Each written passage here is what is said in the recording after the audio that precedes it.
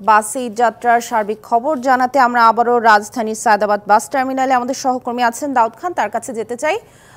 দাউদ, নিশ্চয়ই শুনতে পাচ্ছেন আমাকে। ঈদ যাত্রায় বাসে যাত্রীর চাপ কেমন দেখছেন এই মুহূর্তে, এবং ভাড়া নিয়ে যাত্রীদের কোনো অভিযোগ আছে কিনা জানাবেন।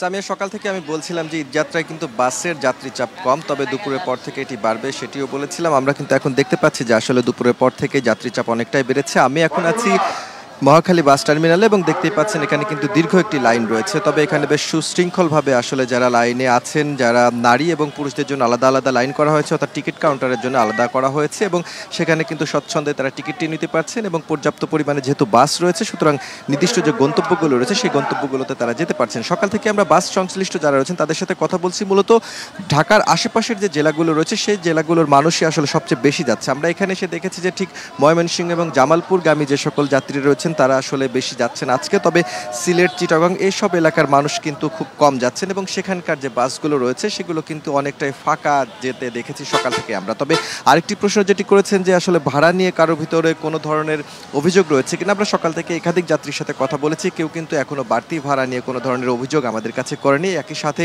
তাদের কোথাও হয়রানি করা হয়েছে সেরকম কোনো প্রশ্নও কিন্তু তারা তোলেননি। সকাল থেকে আইন শৃঙ্খলা রক্ষাকারী বাহিনীর সদস্যদেরকে আমরা তৎপর দেখেছি, বিশেষ করে যাত্রী হয়রানির রোধে পুলিশ এবং র্যাবের টহলের পাশাপাশি প্রতিটি যে বাস টার্মিনালগুলো রয়েছে প্রতিটি টার্মিনালে একটি করে অভিযোগ বক্স খোলা হয়েছে এবং বুথ খোলা হয়েছে, এবং যাত্রীদের যদি কোথাও হয়রানি করা হয় তাহলে সেই অভিযোগ যে বুথগুলো রয়েছে সেখানে যদি তারা অভিযোগ করেন তাহলে সেই অনুযায়ী ব্যবস্থা নেবে।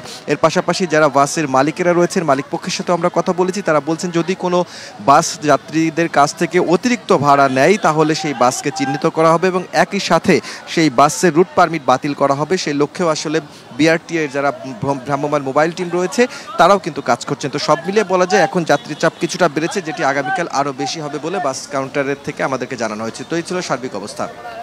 দাউদ, ধন্যবাদ আপনাকে আমাদের সাথে যুক্ত হওয়ার জন্য। নগদে 500 টাকা বা তার বেশি পেমেন্টে পেতে পারেন ঢাকায় জমিসহ 20 কোটি টাকার পুরস্কার।